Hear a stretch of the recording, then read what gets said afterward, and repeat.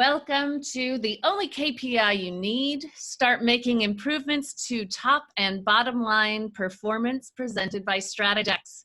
My name is Maggie Graham, Marketing Director for Strategex. I'm joined by Jackie Pergandy and David Philippi. We will be your administrators. Some housekeeping things before we get started. There is a chat portal that we will be monitoring throughout the webinar where you can submit your questions. There will be a question and answer period at the end where Joe has agreed to spend as long as you need to address all of your questions. Additionally, we will distribute a recording next week. A quick intro to Strategex. Strategex is a management consulting firm based in Chicago. We're a team of veteran business leaders, analysts, and researchers united in the mission to use data and experience to improve our clients' businesses.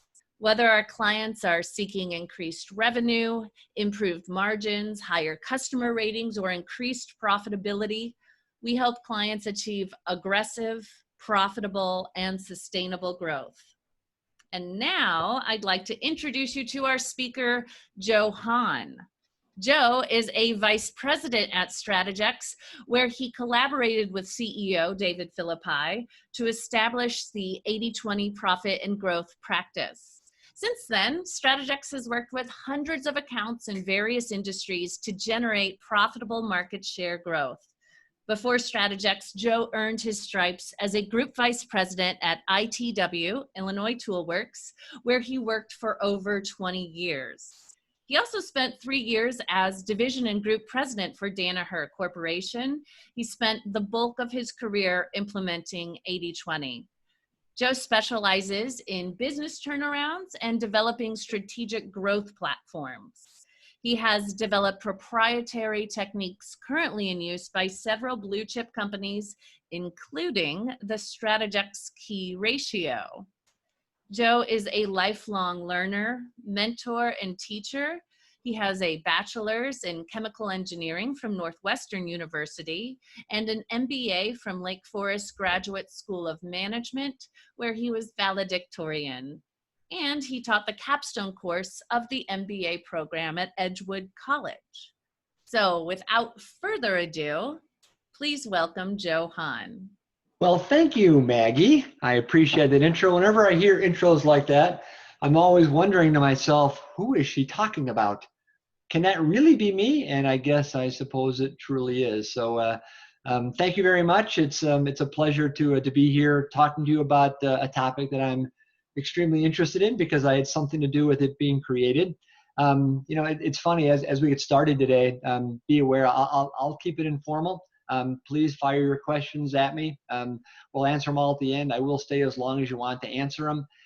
In addition, we'll provide a slide at the end that's got my email address there. So if you feel more comfortable sending me a question via email, I promise you, I'll get to it probably today. If not today, no later than tomorrow. I'm somewhat obsessive that way. So get your stuff to me, get your questions to me. I'm not only a lifelong learner, as Maggie points out, but also a lifelong teacher. And I really enjoy that concept. It's interesting. We're having a webinar, today, and people might say, my goodness, to have a webinar talking about something like the key ratio sounds somewhat small, right? Compared to, we've got COVID going on in the world, and we've got 40 million people out of work, and we've got people marching in the streets and protesting, and I guess my comment to that is that it's going to be okay. We're going to come through it all together. We're stronger than whatever confronts us, and it's going to be fine. And so there will come a time, if not today, but soon, that this will be something you'll be wanting to look at. I think it's pretty fascinating. I think it's very simple. Anybody can use it, whether the attendees we have on today are manufacturing companies, whether they're service companies, no matter what. This will help you. It'll work for you. I'll make adjustments as we go to ensure that I cover the fact that you may be a manufacturing or a service business, what have you. But it's a pretty cool measure. And so I'll give you the background on it, kind of where it started, how it came to be, why I like it so much, and why so many blue chip companies like it too. So during my time at ITW, there was a measure that we used quite often, And that was sort of a measure to see whether the business was going okay. Was, there were all sorts of measures you can use. There's the P&L, the profit and loss statement. There's the balance sheet. There's a statement of cash flows. There's all these measures, right? And return on invested capital and all these different measures you can use. But one that we use sort of ancillary to that was something called revenue per employee. And revenue per employee was something we looked at and said, yeah, that'll sort of tell us quickly what the health of the business is. And we can put it on a trend line and see, is it getting better or is it getting worse? And the idea was that if you have a lot of revenue and you don't need so many employees, you're probably doing better. If you don't have so much revenue and you have a lot of employees, you're probably not doing so well. And why is that? Well, the reason for that is because people are a major cost of your business. If you're a manufacturing company, it's the biggest cost outside of material. If you're a service company, it is your company, it is your cost base overwhelmingly, right? So the idea was high revenue per employee, probably good, low revenue per employee, probably bad. And that's probably still true, but I detected flaws in there from the experiences that I had in running businesses. So I'll take each one of those in kind, the numerator and the denominator, and just sort of give you a sense of what the problem was. So the revenue number for manufacturing companies, not so much for service companies. For service companies, revenue is probably a reasonable number to look at. But for manufacturing companies, for sure, the revenue number, well, numbers can lie. So I'd be working with a company of mine, and I'd look at their numbers, and the revenue per employee would go up, and the revenue would go up, and I'd look at the revenue number, and I would say, I wonder why our revenue went up so much, and yet it didn't seem to reflect our profitability. Why did that happen? And when we would look at that, we would find out fairly quickly that, well, materials went up. We're a manufacturing company. We require plastic, or we require metal, or we require paper, whatever it is we require. And those material costs go up and they go down, they go up and they go down. And when they do, we adjust. If our costs go up, we raise our price. Hopefully we get it. If our costs go down, we lower our price because we have to remain consistent with the marketplace, and that works as well. But it leads to sort of a false positive, if you want to look at it that way. Our costs went up, our price went up, so our revenue went up, and yet we didn't really get any value from that. It was just a false positive. It looks like we have more revenue, but really it's just a reflection of the material costs. And so that revenue number was kind of goofy to me. Always bothered me. And then I get to the denominator, and the denominator really bothered me because it was about numbers of employees. And this really, really struck home with me.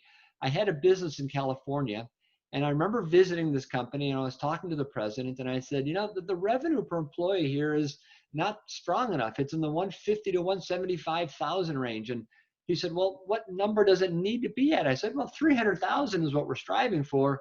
And he said, I'll fix it. And I said, great. And I came back a month and a half later, and suddenly the number had jumped up to 225,000. And I said, fantastic, you've done a great job. What did you do? And he said, well, those 12 people that we've been recruiting from college for the last 6 months. I said, yeah. He goes, well, I got rid of them all. And I said, you did what? He said, well, those people that I just hired, I got rid of them all. And I said, but wait, those were the newest and the bestest and the most interesting and the future of our company, and you got rid of them all. Why? He said, well, I had to make this number, this revenue per employee number better. And so I took out those employees, and that made it better. And I said, how much were we paying those people that you let go? He goes, not very much. I said, no wonder our revenue per employee got better and our profitability didn't get better. I said, it really didn't impact things. I said, you solved the wrong problem. And that's when a revelation hit me, and I said, it doesn't really matter how many people you have. What does matter is how much you pay them. And quite honestly, the people who are paid much, we need to expect much. And the people who are not paid much, we don't expect so much, right? And that kind of goes back to, kind of the good book, right? Of those who are given much, much is expected, right? And so the revenue per employee number had a number of flaws in it. And I said, we need to find a better way to do that. Little did I know that it would become something that in my mind is so momentous as this, and yet so simple. And it became the Strategex Key Ratio. So much of that which I've developed and learned, I'll be honest with you, I learned it from mentors at ITW and Danner who taught these things to me. This was one that we came up with on our own at Strategex. It's ours, and you know what? It's really, really cool. So what is it? Well, the Strategex Key Ratio starts by understanding that revenue per employee is not the right ratio.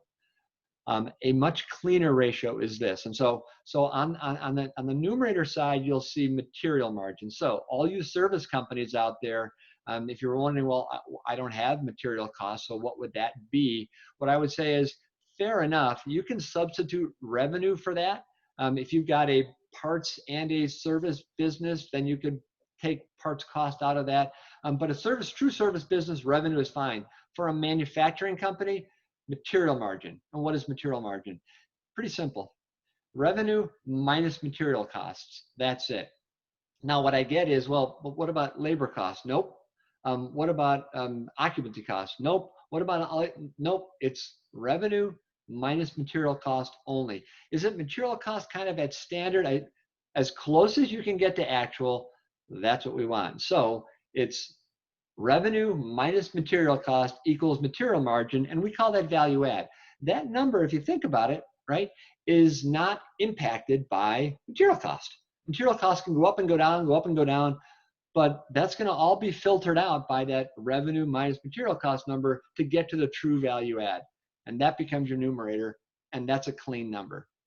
Even cleaner, in my view, is the denominator. The denominator, we list it as total employee costs. If you want to write this one down, I would call it even total employee cost dollar. Sometimes that's a better way for people to get their head around it.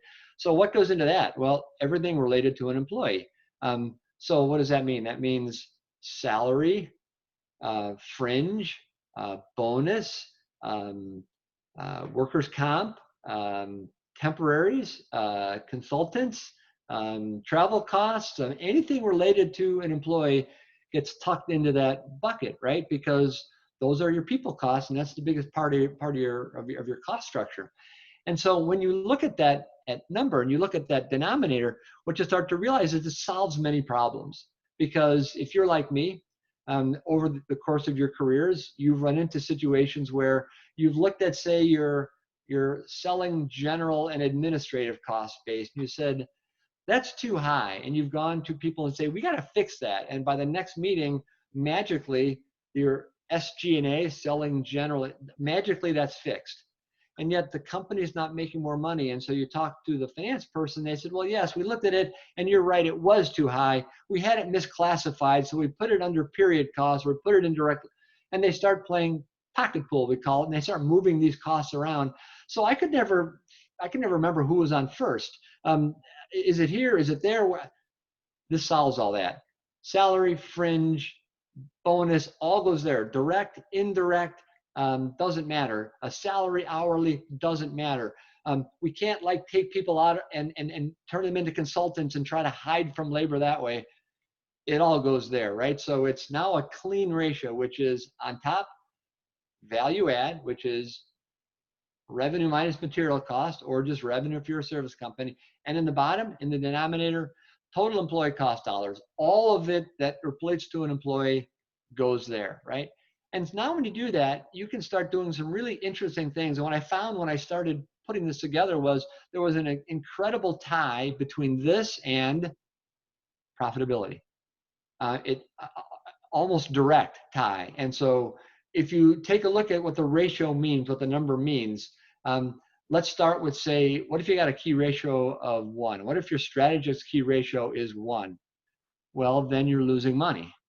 Well, why is that? Well, because for every dollar that we bring in as value add, we have to give it to somebody to take home and go live their life. We give it to an employee, right? So it's 1-to-1. We have nothing, and we still haven't paid for property taxes and insurance and occupancy and all those other costs that come into it. We're going to be losing money. And oh boy, what if we get to 1.5? At 1.5, we're at single-digit profit country. It almost clearly all the time is that, right? So what does that mean, single-digit profit? That means 3%, 4%, 5%, 7%, in terms of operating profit percentage, you're single digit at around 1.5, right? When you get to 2.0, which means for every dollar that you give out, $2 come back to you. When you're leveraging your people cost at that rate, you're talking low double-digit profit. It's 10, 11, 12, 13%, generally speaking. And in all those ranges, right, it's very clear, you probably need to look at margin improvement to make that number higher, right, to get to the 15, 16, 17 range. Well, how do you do that?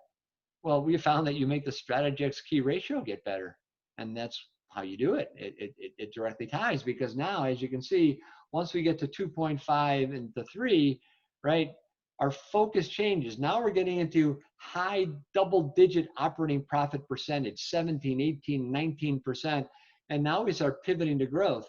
By the time you then get your key ratio into the 3 and the 4 range, you're talking world class, and it's all about growth now, because you have managed to do the thing that's so difficult to do, which is leverage people cost. And so people ask me at this point, well, heck, Joe, are you saying that it's all about leveraging your people cost? Well, what I'm saying is that it's all about leveraging your people cost, because that's what it's all about. At the end of the day, if you cannot leverage your people cost, if as you grow, you continually have to add labor to the mix at the same ratio, you're not going to get any better. So what this has done for us, right, is it's become a proxy for op profit. We don't have to look at your P&L to know what the issue is. We can look at your Strategex Key Ratio and already know what your P&L is and already know what your issues are if you have them.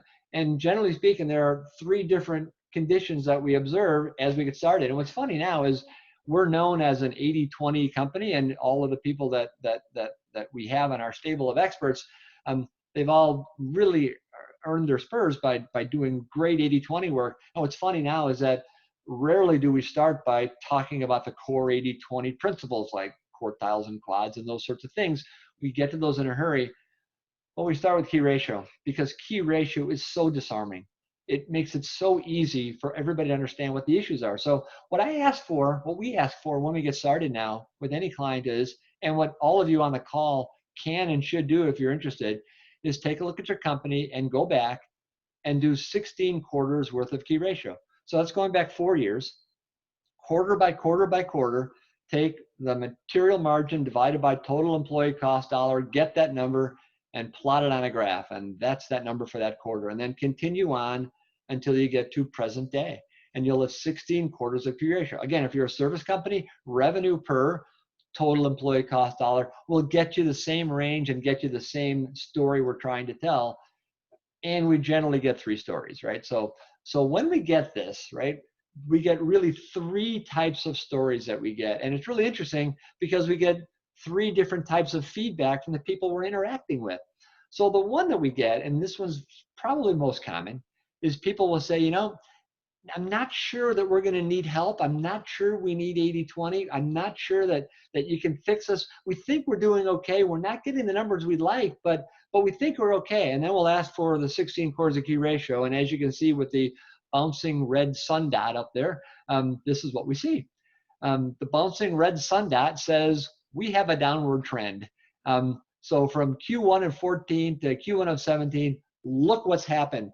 Now, the beauty of that is that that's not us saying your numbers aren't very good. That's your numbers screaming to be heard. Please listen to me. Won't somebody please listen to me? And now finally, we're listening to you. And look what it's telling you. We've got a downward trend. We are not only not good at leveraging our people cost, but we're getting worse. So this chart here doesn't tell you the scale. So maybe it's 4 down to 3. That's not as critical, but the downward trend is.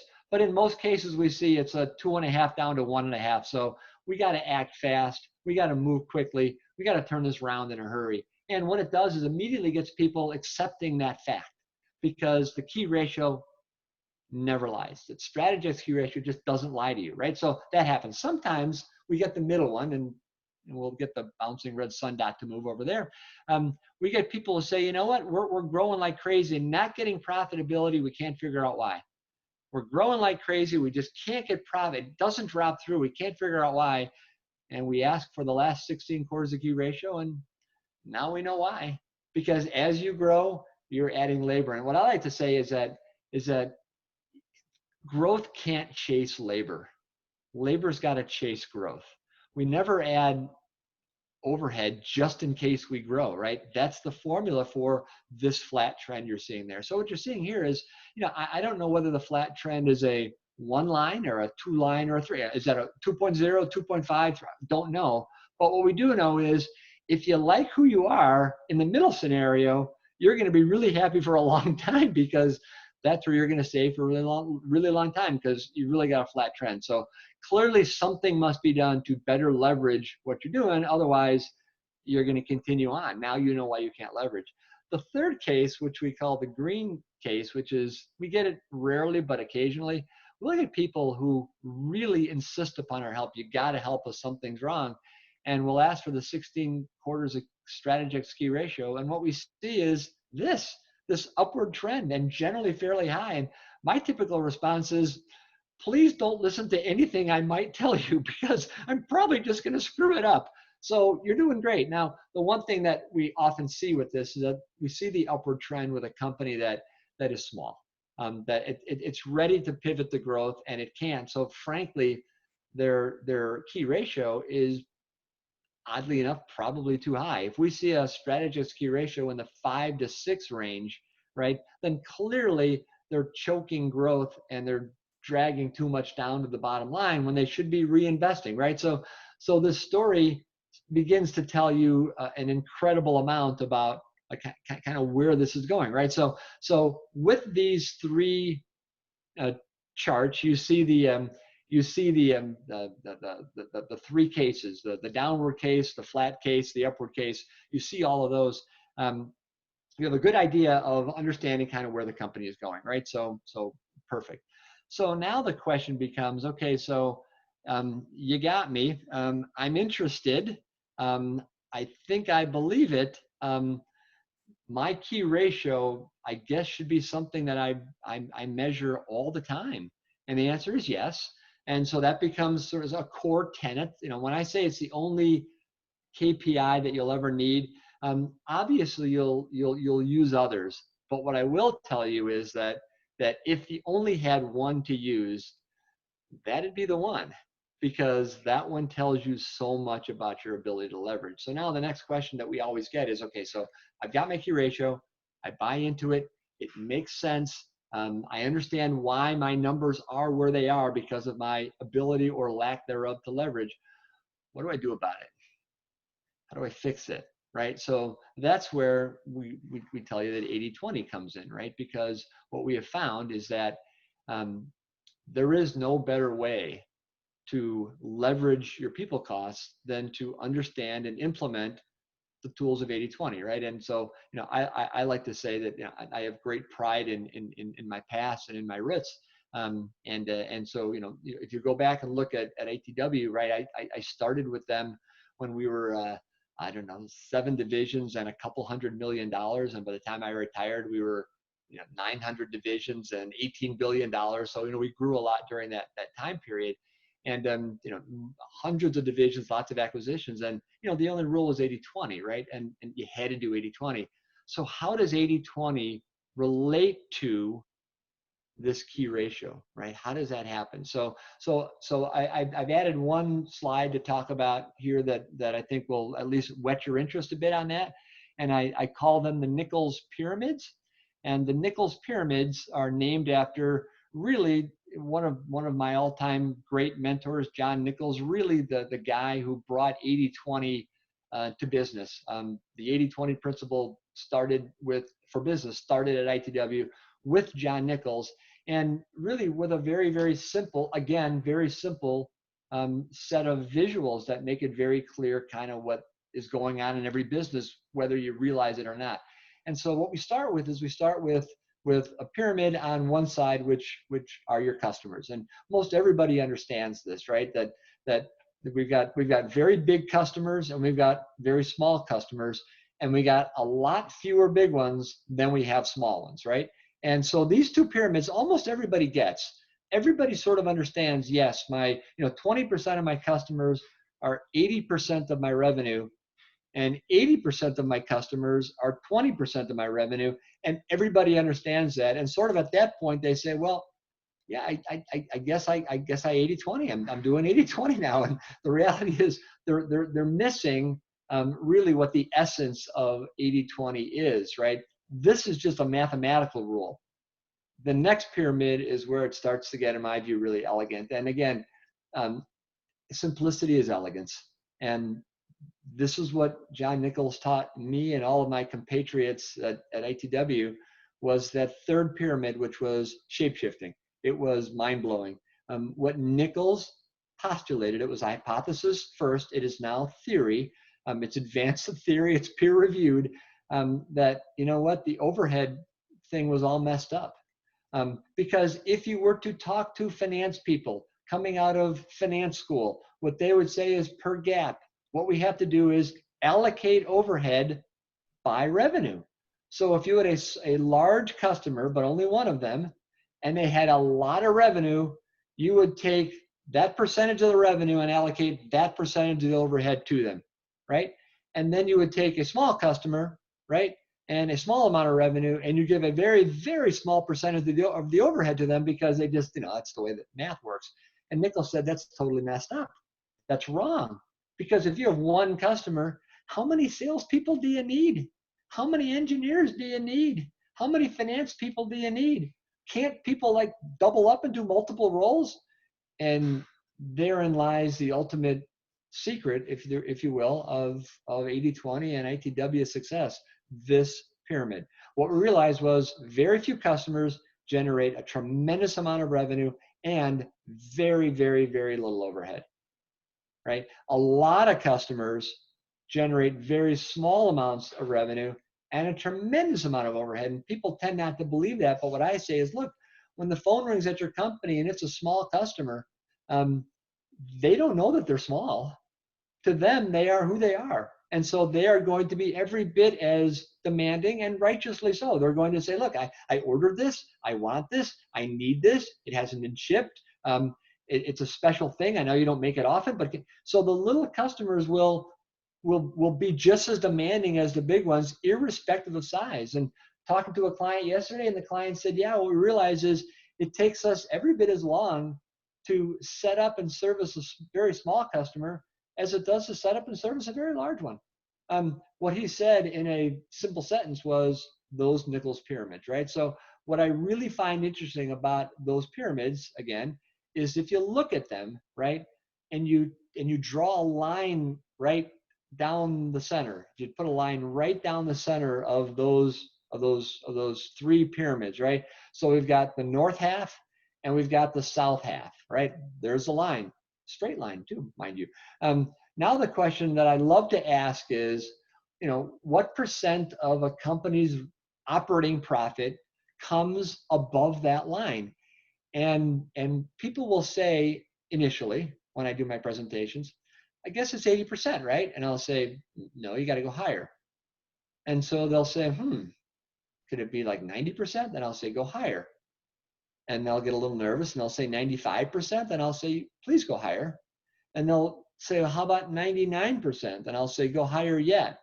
And it's amazing. One time I was giving this presentation and I had a group of people, very intelligent people, at 99.99632.842%, because the number they couldn't get their mind around was 100. And the reality was that when they got to 100 and they said, is it 100%?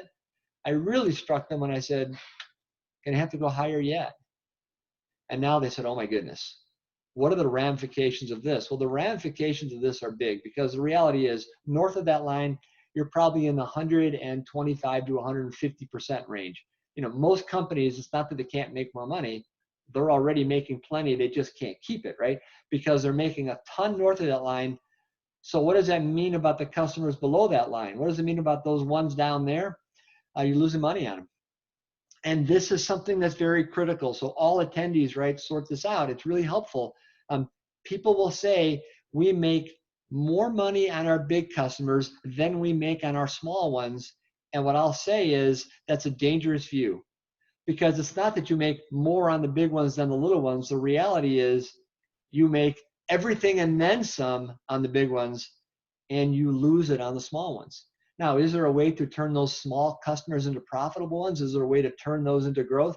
There are ways. We can talk about those ways, but your initial state is making all and then some up top and losing money down below. So how does all of this, right, relate back to the Strategex Key Ratio? Well, if you go back to that chart a final time and take a look at it, what you see is the following.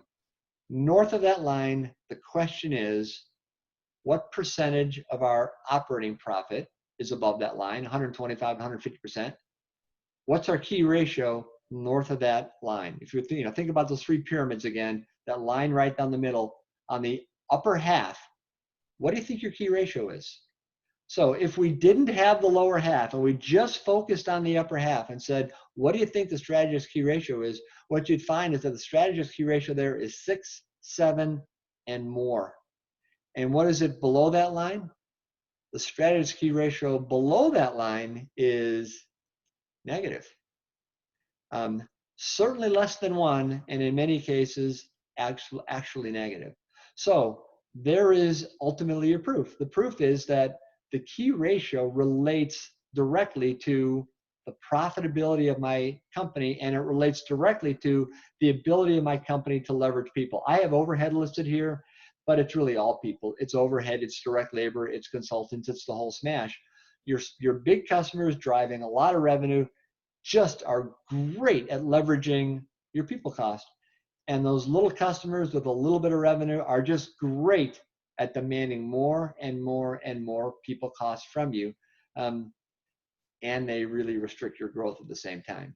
So people will often say to me, well, if I look at the key ratio, am I not just merely looking at sort of a proxy for op profit? Can't I just look at my P&L and that'll tell me what my op profit is? And that, so what's the difference? I'll just look at op profit. And what I'll tell you is that the answer to that question is really no. Because why? Because in the end, what we're trying to do, right, is we're trying to get the rank and file at our company, the people that work for us, we want them to believe that they can control our destiny, that they can control our business, and they can. Again, one of the beautiful things about how I was raised in business was that at a very young age, I was made to believe, and it proved out, that I could impact what this company was doing. The Strategex Key Ratio is something people understand so well. They don't understand return on invested capital so well. It's difficult for them to put a cash flow statement together. They don't understand what the balance sheet metrics might be, but they do understand a very simple ratio that says how much money do we have up top and how much are we spending on people down below. So now we get a guy out on the shipping dock, and he says, boy, you know what? We're not shipping so much this month. I probably don't need temps, because if I don't have temps come in this month, I'm going to have a lesser people cost, and that's going to help defray the fact that I've got less going on up top. What I'll also say is, man, if I make my shipments larger, I won't have as many shipments to make anymore, and I won't need as many people to do it, and that'll be a lower people cost, and now I'll have the same revenue and the same material margin, and less people start finding themselves able to really impact their world in all areas of the company, HR and finance and engineering and operations and sales. People start understanding the beauty and the power of controlling your destiny. And you can do a key ratio by department. You can do a key ratio, if you wish, in the sales department, and sort of get a sense of how much is the sales contributing to it. Engineering, how much are they contributing to it? All those things are possible delving deeper.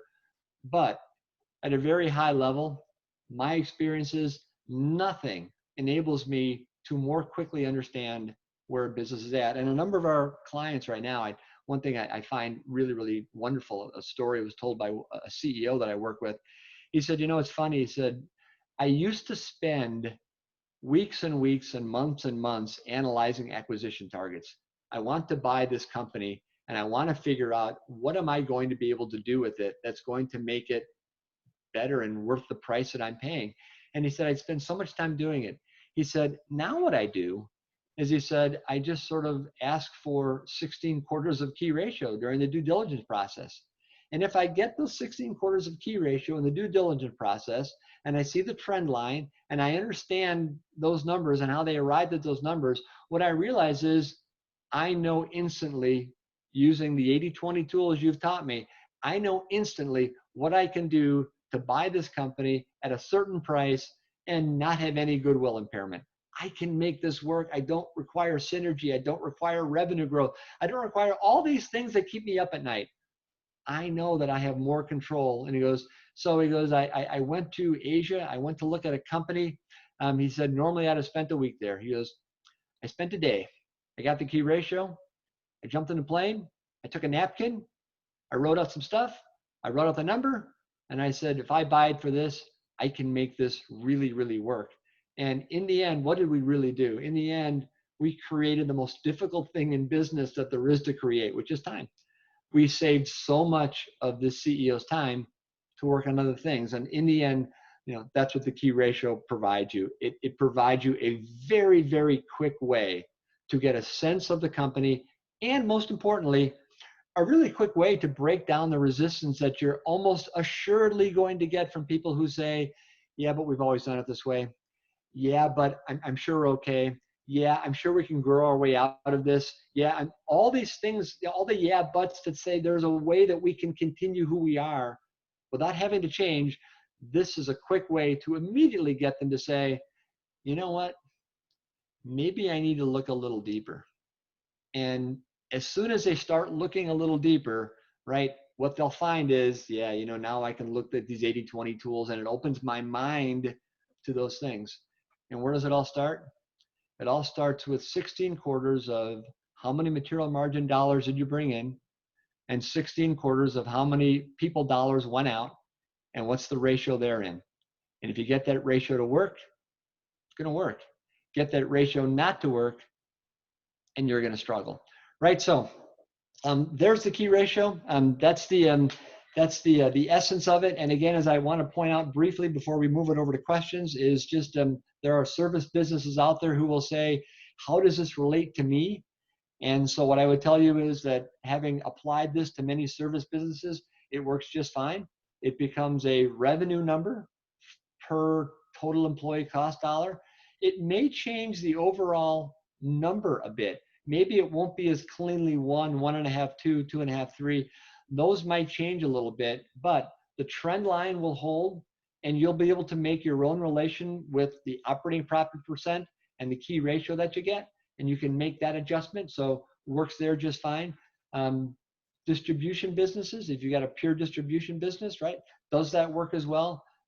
We have done this with distribution businesses. It works fantastically well. And again, what do we use there? Well, we call it purchase margin. So a distributor buys goods, they buy it for a price, and they sell it for a price.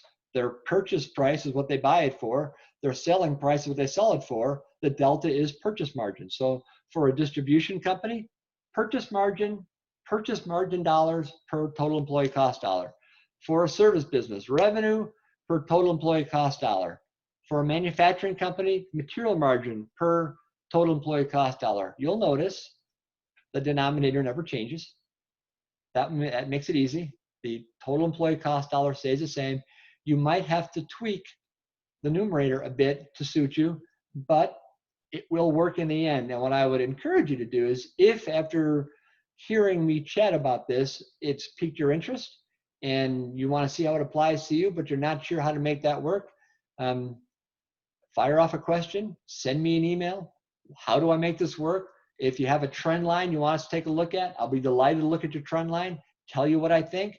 Whatever those things are that this inspires in you, you got questions, we got answers, so bring them to us. So I'm right about at the 1:15 mark, a little bit before that.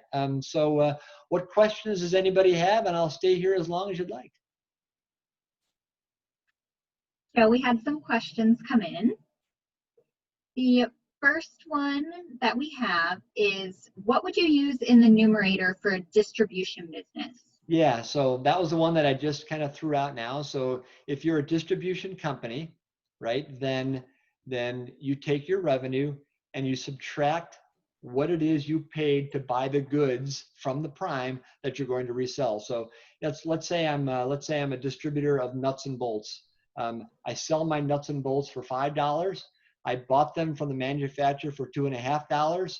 The delta is the $2.50 that goes in the numerator. So revenue minus the purchase cost of the goods that you're distributing, that goes in the numerator. Okay. Our next question is, how does or should a company with high fixed cost, example being infrastructure, machinery, etc., and capital expenditures, view its ratio?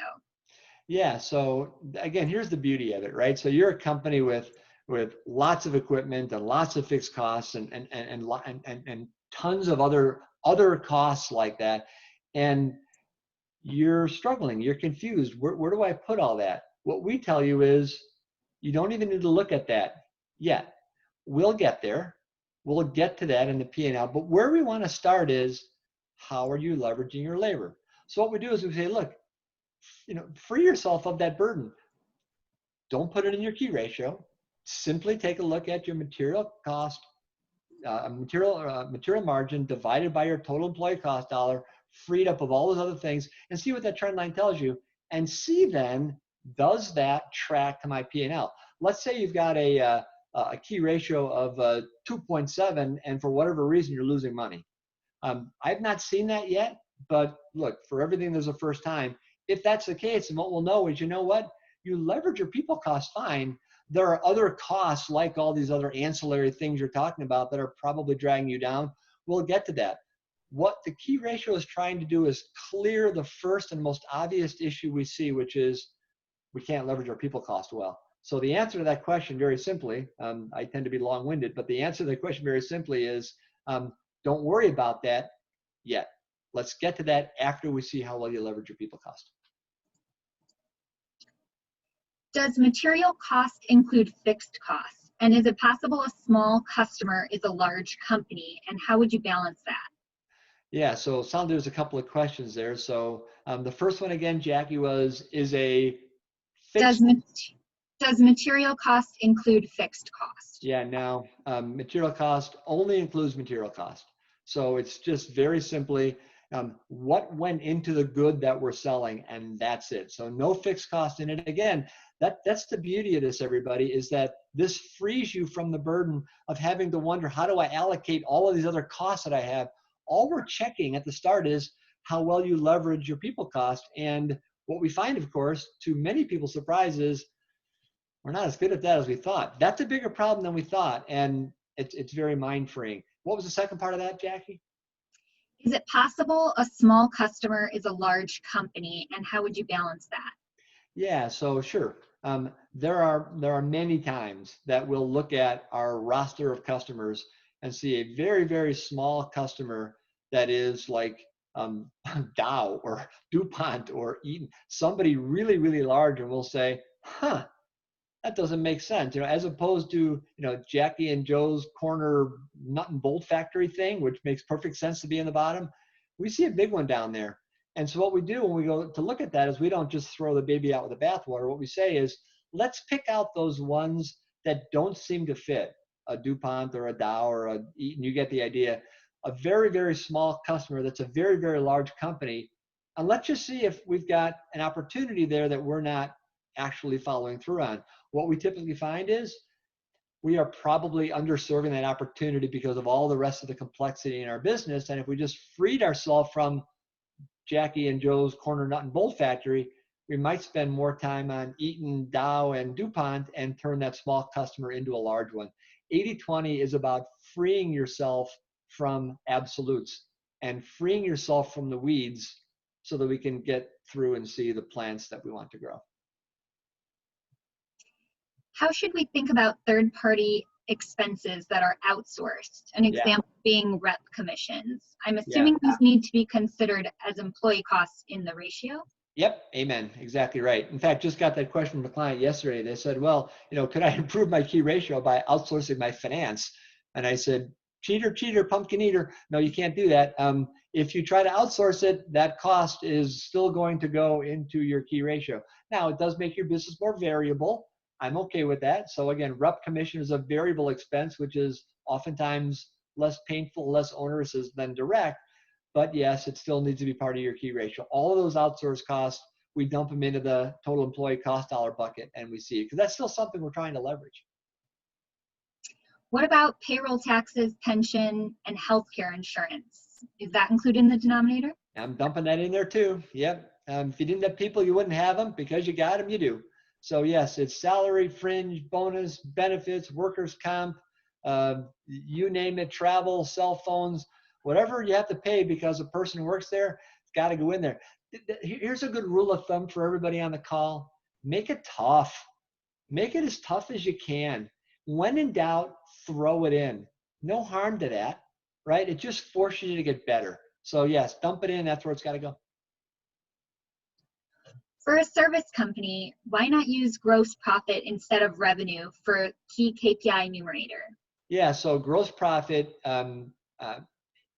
includes labor usually, and so I don't want labor to get mixed up. I want labor on the bottom half entirely. Now, if your numerator is a gross profit figure that simply takes materials out, like gasoline or parts or things like that, I could get talked into that. But for sure, make sure that demarcation line, all labor costs goes south of it for sure. Don't mess it up by putting direct labor in the numerator. Otherwise, you'll mess up the ratio. At what point does a high ratio indicate a company that is underinvested in people and hampering their own growth opportunity? Yeah, so again, sort of a double-edged question there. Two ways to look at it. One is, simply put, if I see a key ratio that's in the 5 and 6 range, which I've seen, my immediate assumption is they're probably taking too much of the bottom line and not investing enough in growth. That may be wrong, but intuitively from experience, that's kind of what I'm seeing. What I'll typically do though is I'll get that key ratio. It'll tell me it's 5 or 6. I'll postulate that, I'll bet you're not investing enough. And then we take a look at the growth and we'll see if the growth isn't there or you're really, really small. So those two tend to go together. But rule of thumb is 2 or less and you're looking for margin improvement, 2 to 4 and you can start pivoting to growth. 4 and above, you'd better really be investing in growth and not trying to squeeze dollars out of the bottom line. Is there another way to think about this, being output delivered by input? Example being, how many dollars am I delivering per unit of work effort put in? I'm sure there's a way to do it that way.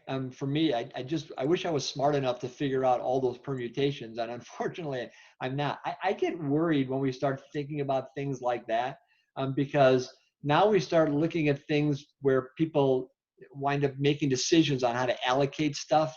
And look, if there's a clean way to do that, again, I can get talked into anything. But what I would say is that this ratio is elegant and beautiful in its simplicity.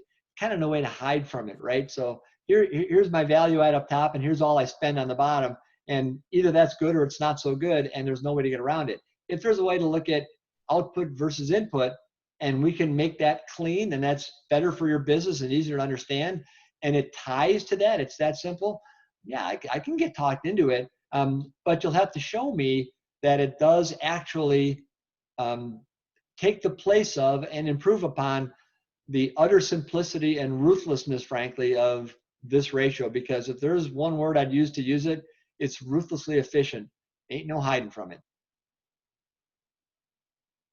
How quickly have you seen a key ratio improve over time if you leverage the 80-20 methodology? If you start at a 1.5 as a start, as an example. Yeah, so I've seen 1.5 go to 2.5 plus in 6 months. Blurry fast. It's amazing. They say that which gets measured gets better, even if you don't do anything. The key ratio is certainly part of that. But again, once you know what the problem is, you start to solve it. Now, to get from 1.5 to 2.5 that quickly, what that really means is that you are willing and able to do something about your cost structure. That's what allows speed to happen. If, on the other hand, we're going to try to fix it by fixing the numerator, holding the denominator constant, but growing the numerator, customers have some say into whether they give you an order or not. So that may take you a little longer. There are some techniques that we have that we can help you with that will get growth much faster than you probably believe possible. But the answer to the question is 1.5 to 2.5 or 3 can be done in as little as 6 months. Again, depending, it all depends. But yeah, I mean, you can make it happen really, really quickly. And, our belief is that our product isn't the consulting we offer. Our product is your P&L. We own it as much as you do. We take as much pride in it as you do. So if that's not turning around quickly, then we don't feel we're doing our job. So we're going to probably push you harder than you'll push yourself, and we'll get you there as fast as you want to get there. I love to say the ox is slow, but the earth is patient. So this will move as fast or as slow as you want. How would you take the key ratio into lower levels of an organization, such as an engineering department? What is the numerator if the engineering is centralized and not able to measure revenues directly against their contribution? Yeah, so 2 answers to that. First of all, if I'm going into an engineering department, right, then the first thing I'm going to do is explain the key ratio and say, look, how many dollars did we get from new product development over the last 3, 4, 5 years, right? So there is one really interesting place to start, right? An engineering department exists, we would assume, for the ability to develop new products which will generate revenue, right? So what we would say is, okay, so how much revenue have we generated in engineering from new products only over the last 16 quarters, ironically enough, right? And then what I'll say is, okay, let's get a material margin on those new product sales, and then let's take a look what the engineering costs are for that. Now that will tend to skew what the absolute value of the key ratio is, because all I'm doing is comparing it to engineering. So maybe instead of 2.0, it might be 7.0, right? So we'll have to calibrate that. But if over time we can see that for an engineering department developing new products, our ability to generate new product material margin sales is trending downward over time, well, what does that mean? That means we're either throwing more engineering labor dollars at this issue and not getting the return on it, or we got the same number of engineering dollars and our efficiency is going down. The next step becomes, I wonder how many new projects we have. I wonder what they're working on. I wonder how they're being vetted. And that leads us to all sorts of really cool things like engineering new product filters, which, one of the businesses that I had in my career, we bought the company, it had 88 projects ongoing. Within a few months, I had them down to 8 to 12, and we generated more new product revenue dollars over the next year period than we had in the previous decade. And we needed fewer engineering dollars to do it. So that's a good way to use key ratio to get the engineers to see we're not as efficient anymore. And that's why trend line is even more important than absolute value. Trend line is more important than absolute value because absolute value can be adjusted. How has new technology impacted industrial manufacturers' key ratio? Does ERP systems, It's okay. Wouldn't answer.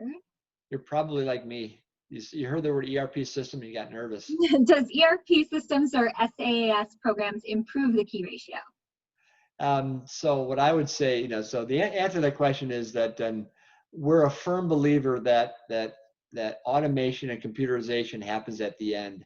That it's all about what we call USA: understand, simplify, automate at the end. There are ways to prove, I won't go through this today, I haven't got the time to do that, but there are ways to prove that you can't systematize, you can't automate, you can't Six Sigma your way to great quality and efficiency when you've got complexity. It can't be done. So what we would tell you is that use 80-20, right? Use key ratio to agree you have a problem, use 80-20 to simplify your business, and then once you simplify, all the things like SAS, a new ERP system and such, they will sing a great song because your business is so simple. But I often love to say that computer conversions, ERP conversions for me range anywhere from horrible to disastrous. and they range in that scale because we attempt to computerize complexity it's so difficult to do. So my advice to the questioner is simplify your business first. Don't forget the automation step. Don't forget the computerization. Of course we need it, but it's so much better when you're simple. I'm looking at a retail client with a 1.5 key ratio, and they are bleeding cash, losing money on operations. In your experience, where do I look next? Yeah, so it's a retail operation. Their key ratio is 1.5. They're bleeding cash, right? So my guess would be that there's probably a huge brick and mortar component to that that's probably impacting it, right? So I would want to see two things. First, I'd like to see the trend line. So it's 1.5 now. Where was it before? Is it getting better, getting worse? I would guess it's getting worse, because even a key ratio that appears to be a solid number, if the trend line is south and heading down, then key ratio will sometimes be a trailing indicator. So that happens. But in general, with retail operations especially, there are other ancillary costs. Well, first of all, you're dealing with very skinny margins. And number two, oftentimes with retail, very high costs like occupancy, brick and mortar, things like that. So that'd be my guess. My guess would be to look there. And again, the key ratio is all about sort of eliminating one problem, which is the largest one, so we can focus on others. Best guess, I would have to see more information to actually make a better call. If material cost is finished product, processing costs and time may be higher than normal. How would you evaluate that? So when we talk processing cost, right, I assume what they're talking about is I have to put a number of raw materials into this issue to eventually get a final raw material, which then goes into the final product. So all these processing costs are part of it. If I understand the question correctly, I take all of those processing costs from a material standpoint, and that goes into my material cost. So whatever it takes to get me to that point, I toss it into the numerator. And again, that makes it as tough as we can possibly get it. So take your revenue minus the cost of the good that went out in the finished product, and then also subtract all of the costs that went into the raw materials that helped you produce the end raw materials that made the finished product. Throw all that in, let's see what that looks like. Because in general, what we're looking for really is what is a true value out of the company, and taking all of those things out will help you get to it. And again, these are general answers. I think they're directionally right. With more detail, we could probably pin it down more rapidly. Should we split OEM versus aftermarket in the calculation of numerator for razor or razorable model-based companies? Yeah, love it. Love the question. So somebody must love me out there, which there has to be one. So in a business like that, I would start with the entire company as one and get the key ratio for that. And then I would get the key ratio for the split razor blade, razor business, or however they put it. OEM, what did they call the other one, Jackie? Aftermarket. Yeah, so OEM aftermarket, right? So do OEM, do aftermarket, right, separately, and compare it to the total. And here's what I promise you that you're going to find. You're going to find that that the driving force of the overall company key ratio will be in one of those two buckets. And it'll be amazing at how closely the slope mirrors. And then you're going to find the outlier. What I think you'll find actually is that for an OEM aftermarket business, key ratio will probably be the OEM business will be and the aftermarket will be wow. And we won't be spending anywhere near enough time on it, and we won't be growing it anywhere near enough, and there will be your opportunity. And that's how the key ratio answers that question eloquently. Can you give a specific example or examples of how you implemented 80/20 at one of your Danaher business units, and what was the outcome, and how long did it take to turn around? Yeah, boy. Okay, so here we go. So I will answer that question very generically. I won't tell you where it was, who was talking. Okay, but so I was hired by Danaher. I started my career at ITW, spent a dozen or 15 years, got wooed away from ITW by Danaher. I'd love to say it was for reasons loftier than money, but I can't say that. There is a shallowness that exists, and there it was. And so now I'm at Danaher. And so I learned the Danaher business system, and I learned all the tools, and they're great tools. And I still use them today. They are used really well in concert with 80/20 after 80/20 is done. And that's what I did when I was at Danaher. So what I found myself in at Danaher was, please fix these businesses. They are struggling, and the Danaher business system hasn't seemed to sort it out. So I would go in, and so a very quick example, I walk into a company, there are 50 manufacturing cells. They're attempting to apply DBS to all 50 cells, which is standard work, one-piece flow, Hijunka, poka yoke, et cetera, tack times, cycle times, KPI boards, level loading, all across all 50 cells. And my view was they're boiling the ocean here. A lot of bureaucracy, a lot of third level PD matrices, a lot of third level bowling charts. And so what I said was, this is gonna be great, but let's 80/20 this. So I 80/20 to 50 cells, and oddly enough, right, 10 of them really mattered. 10 of them were the ones that really drove the business. And I said, don't care about the other 40. We're gonna fix these 10. Top level PD matrix only, top level bowling chart only. We're gonna 80/20 the key inputs. So 10 cells, top level only, let's get these right fast. Because if we do that, then the other 40 really won't hurt us. And if we don't do that, then it doesn't matter what we do on the other 40, because these are the ones that are driving the ship. And so very quickly took the 10, put tiger teams on them, top level policy deployment only, made them sing, and then we sorted the rest of the models as we went. So we call it the magic formula, a subject for another day, maybe another webinar for Maggie to put together someday. For companies putting a legitimate effort into raising their key ratio, but still struggling to raise it, what have been the most notable challenges in those cases? Yeah, so what are the most notable challenges? The first challenge, right, is that it's tough to deal with the denominator, right? Oftentimes in companies, growth does chase labor. And so labor is where it starts. So people wind up over-invested in labor, and now they've got it, and now they got to fix it. And that's hard to do. And I get it. That's hard to do. So I want to fix the key ratio, and they could fix it fast, but they'd have to decrease their workforce, and they don't want to do that. That's really, really hard. So the only way then to do it is to work on the numerator, which is growth, smart growth, and that's challenging. Now you can get price increase. 80/20 will get you really nice price increase, but it's on a relatively small number. So you'll get 1/10 of a point or two in a hurry, but probably won't get much more movement than that until you start winning some big accounts. So one account that I worked with in particular for many, many years, private company, they had 4 manufacturing plants, and there was 2 manufacturing plants too many. And they readily acknowledged that, and they said, but it's our fault, we're not going to close them. Can 80/20 still help us?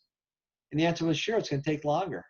And so we held the denominator constant to the point where if I found ads in the newspaper or online for new workers, I triumphantly went into this client and yelled at them because we're holding that constant. And then we chased the numerator, and that was through another potential Maggie topic called incremental pricing.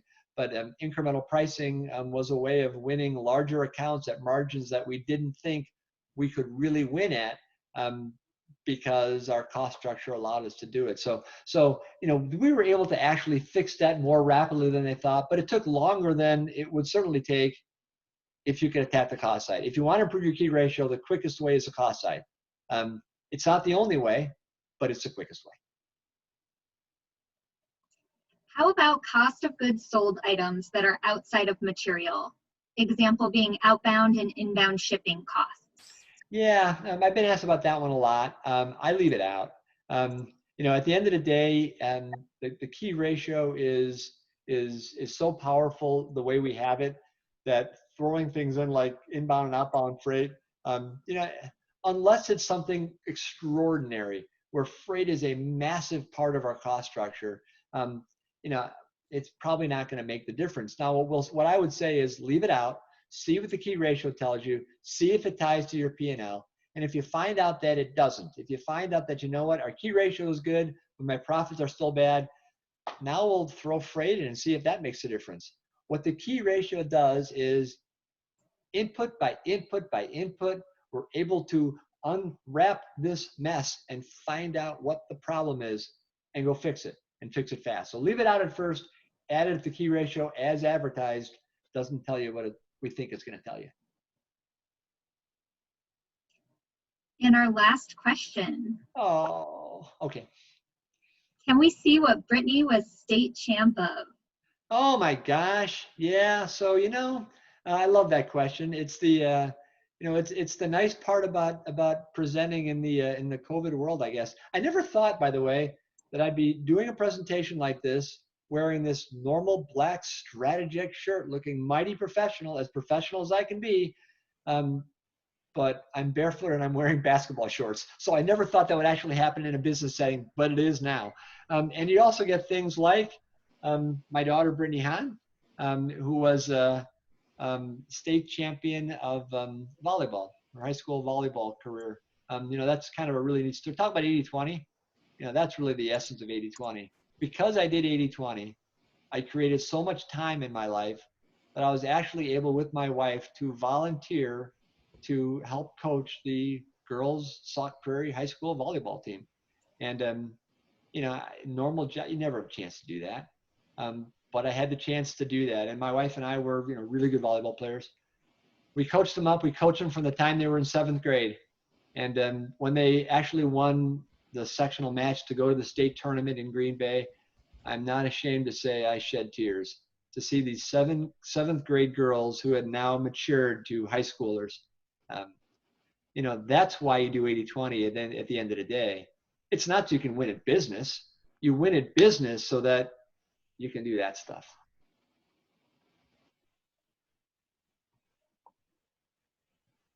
Okay. Well, while I wrap this up, if we can get Joe's contact information, there it is. And of course, reach out to Joe with any question that you have that comes to mind later. He will answer you. He will help you. So thank you, Joe. I think if we had a live audience, the applause would be uproarious.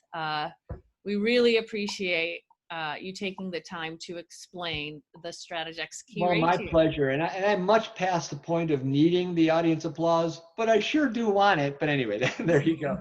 Please send me a question on email. I will answer it to my fullest as soon as I can get to it. So thank you very much. And thank you for attending the only KPI you need. Start making improvements to top and bottom line performance. The Strategex Key Ratio is just one tool we use in our 80-20 profit and growth practice. So please contact us, contact Joe to learn more about our full offering. If you're curious about how 80-20 could help your business improve, check us out on the web, strategex.com. If you are ready to transform your company, we can help you determine your key ratio and develop an action plan from there. Contact us, contact Joe to start your transformation. We're more than happy to help you through it. We're not consultants, we're teachers dedicated to your results. Please follow us on social media to stay up to date on all things Strategex, thought leadership, news, and future webinars. We will release the recording next week, so check your inbox for Strategex mail. From all of us at Strategex, we appreciate your time.